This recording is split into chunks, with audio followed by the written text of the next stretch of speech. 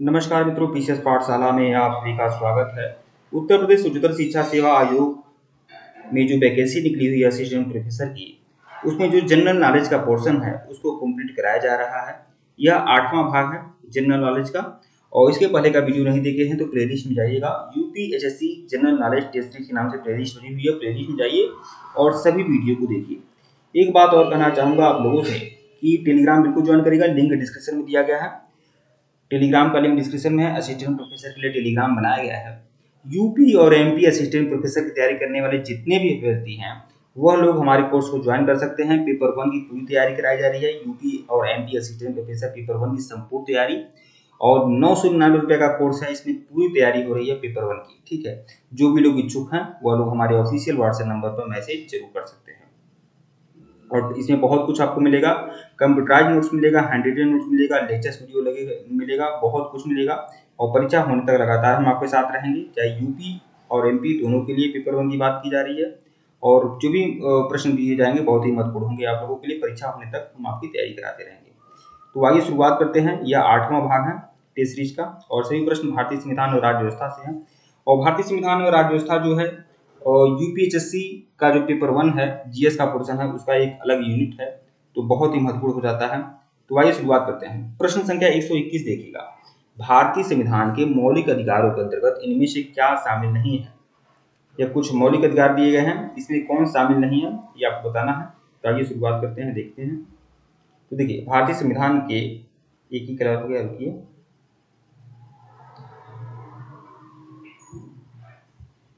देखिए, भारतीय संविधान के मौलिक अधिकारों के अंतर्गत निम्नलिखित में से क्या शामिल नहीं है?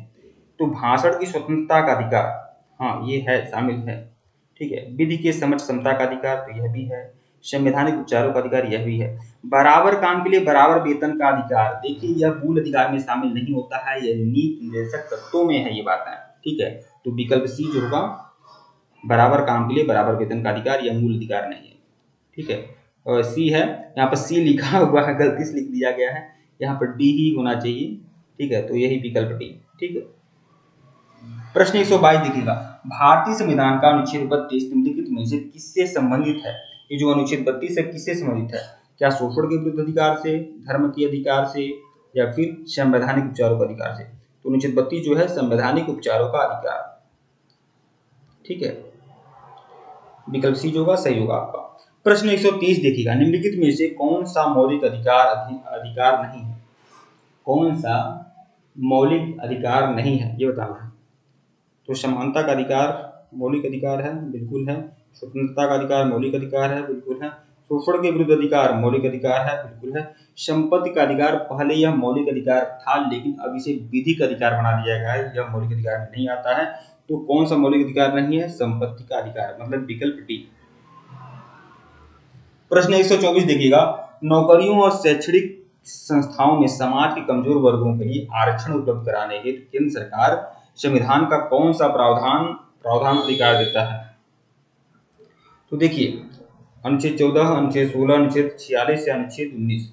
तो देखिए, समाज के जो कमजोर वर्ग के लोग हैं, चाहे आपकी ओबीसी हो, एससी हो, एसटी हो, ईडब्ल्यूएस आदि हो, तो जो समाज के कमजोर वर्ग के लोग हैं, चाहे आपका फिजिकल हैंडीकैप्ड हो, चाहे कोई महिला कैंडिडेट हो, जो भी हो, समाज के जो कमजोर वर्ग हैं उनको आरक्षण उपलब्ध कराने हेतु केंद्र सरकार संविधान का कौन सा प्रावधान अधिकार देता है? तो अनुच्छेद 16। तो विकल्प डी जो है वो आपका सही है, अनुच्छेद 16। ये भी आपका बहुत मोस्ट इंपॉर्टेंट प्रश्न है, ध्यान रखिएगा आप। प्रश्न 125 देखिएगा। नागरिकता समता का आशय क्या है? नागरिकता समता का आशय क्या है? कानून के समक्ष समता, अवसर की समानता, धन का समान वितरण, क्या है? नागरिक समता का आशय कानून के समक्ष समता, अवसर की समानता, धन का समान वितरण, या राज्यों के मामले में भागीदारी का समान अधिकार राज्य के। तो ये होगा कानून के समक्ष समता, विधि के समक्ष समता, विकल्प जो होगा आपका सही होगा। ठीक है, ये धन का समान वितरण या राज्य के मामले में भागीदारी, ये सब नहीं होगा, ये होगा विकल्प कानून के समक्ष समता। प्रश्न 126 देखिएगा। निम्नलिखित में से कौन सा अधिकार एक राजनीतिक अधिकार है? तो चुनाव लड़ने का अधिकार। देखिए, चुनाव लड़ने का अधिकार जो है क्या है? एक राजनीतिक अधिकार है, तो विकल्प बी जो होगा आपका सही होगा। प्रश्न 127 देखिएगा। निम्नलिखित आधारों में से वह कसौटी कौन सी है जिस पर संविधान के अनुच्छेद 15 में राज्य द्वारा भेदभाव वर्जित नहीं है। कौन सी कसौटी है जो राज्य के द्वारा भेदभाव वर्जित नहीं है? तो जन्म स्थान के आधार पर भेदभाव, प्रजाति, देखिए संविधान के अनुच्छेद 15 में बातें कही गई है कि जन्म स्थान के आधार पर किसी के साथ भेदभाव नहीं होगा, प्रजाति के आधार पर किसी के साथ भेदभाव नहीं होगा और जाति के आधार पर भी किसी के साथ भेदभाव नहीं होगा। लेकिन उसमें भाषा की बात नहीं की गई है कि भाषा के आधार पर किसी के साथ भेदभाव होगा नहीं होगा या नहीं होगा, ये बात नहीं की गई है। ठीक है, तो यही विकल्प सी भाषा। प्रश्न 128 देखिएगा, भारतीय संविधान का अनुच्छेद 19 प्रदान करता है। तो भारतीय संविधान का जो अनुच्छेद 19 है वह कितने प्रकार की स्वतंत्रताओं की बात करता है? तो 6 स्वतंत्रताओं की बात करता है, जिसमें कई सारे हैं कि कोई बिजनेस करने का अधिकार, कहीं गमन करने का अधिकार, कहीं बोलने का अधिकार, कई सारी बातें हैं। तो अनुच्छेद 19 में 6 तरह की स्वतंत्रता की बात की गई है, 6 तरह की स्वतंत्रता की बात की गई है। विकल्प ए जो होगा आपका सही होगा। प्रश्न 129, भारतीय संविधान का अनुच्छेद 14 भारतीय नागरिकों को गारंटी देता है। किस बात की गारंटी देता है? विधि के समक्ष समता। ठीक है, विधि के समक्ष समता की। तो कानून के समक्ष सामने क्या है? समानता की, यही होगा। कानून के समक्ष समानता या विधि के समक्ष समता की। कानून के सामने समानता या कानून की समान सुरक्षा की। हाँ, यही हो सकता है, कानून के सामने समानता और कानून की समान सुरक्षा की। तो दोनों बातें वही हैं, कानून के समक्ष समानता या कानून की समान सुरक्षा की। तो विकल्प डी भी हो आप लिख सकते हैं। हालांकि यहाँ पर विधि के समक्ष समानता या कानून, ये भी सही है। अभी इसमें वही बातें, दो तरह की बातें कर दी गई है, तो वही विकल्प डी भी आप कर सकते हैं। ठीक है, प्रश्न 130 देखिएगा, संसद के चुनाव में मत देने का अधिकार। संसद के जो चुनाव होता है तो मत देने का अधिकार जो है क्या है? क्या यह मौलिक अधिकार है, या फिर एक संवैधानिक अधिकार है, या फिर कानूनी अधिकार है, या फिर नैसर्गिक अधिकार है? तो क्या है यह एक संवैधानिक अधिकार है। संसद के चुनाव में जो मत दिया जाता है यह क्या है? यह एक संवैधानिक अधिकार है। विकल्प बी जो होगा आपका सही होगा। प्रश्न 131 देखिएगा, भारत में मूल अधिकार किस अधिकार के माध्यम से सुनिश्चित किए गए हैं? तो भारत में जो मूल अधिकार है किस अधिकार के माध्यम से सुनिश्चित किया गया है? समानता का अधिकार, शोषण के विरुद्ध अधिकार, या संवैधानिक उपचारों का अधिकार? मूल अधिकार किस अधिकार के माध्यम से सुनिश्चित किया गया है? तो ये संवैधानिक उपचारों का अधिकार। मूल अधिकार को किस अधिकार के माध्यम से सुनिश्चित किया गया है? संवैधानिक उपचारों का अधिकार। तो विकल्प सी जो होगा आपका सही होगा। मतलब ये संवैधानिक उपचारों का अधिकार में क्या है? संवैधानिक उपचारों के अधिकार में यह है कि मूल अधिकार को किस तरह से सुनिश्चित किया जाए, मूल अधिकार किस तरह से लागू हो, इस बात की व्याख्या किसमें है? संवैधानिक उपचारों के अधिकार में है। तो विकल्प सी जो होगा वो आपका सही होगा। प्रश्न 132 देखिएगा, निम्नलिखित में से कौन सा मूल अधिकार नहीं है?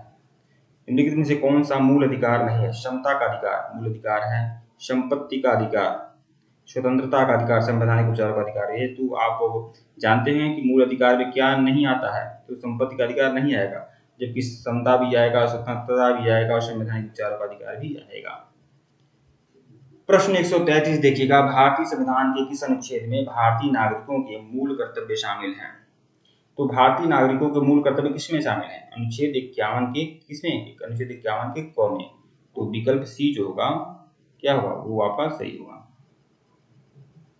प्रश्न 134 देखिएगा, संविधान के अनुच्छेद 17 और 18 में व्यवस्था है क्या है? सामाजिक समता की, आर्थिक समता की, राजनीतिक समता की, धार्मिक समता की? तो सामाजिक समता की, क्योंकि अनुच्छेद 17 जो क्या करता है? अस्पृश्यता का अंत करता है, अस्पृश्यता का अंत करता है, और अनुच्छेद 18 क्या करता है? उपाधियों का अंत करता है। प्रश्न 135 देखिएगा, इस सीरीज का सबसे आखिरी प्रश्न, भारतीय संविधान का कौन सा अनुच्छेद अस्पृश्यता का उन्मूलन करता है और किसी भी रूप में इसके व्यवहार को निषिद्ध करता है? तो वो कौन सा अनुच्छेद है? अनुच्छेद 17। विकल्प बी जो होगा वो आपका क्या होगा? सही होगा। ठीक है मित्रों, वीडियो को लाइक और चैनल को सब्सक्राइब करेगा, टेलीग्राम बिल्कुल ज्वाइन करेगा, लिंक डिस्क्रिप्शन में दिया गया है। और जो भी लोग यूपीएससी और एमपीएससी सिस्टम प्रोफेसर तैयारी कर रहे हैं वो लोग हमारे कोर्स को ज्वाइन कर सकते हैं। 999 रुपये का कोर्स है, आप लोग सभी लोग परचेज कर सकते हैं, जो भी लोग इच्छुक हों। ठीक है, और हम परीक्षा होने तक यूपी और एमपी असिस्टेंट प्रोफेसर की तैयारी लगातार कराएंगे। आप लोग को टेलीग्राम बिल्कुल ज्वाइन करिएगा, लिंक डिस्क्रिप्शन में दिया गया है। धन्यवाद आप लोग को।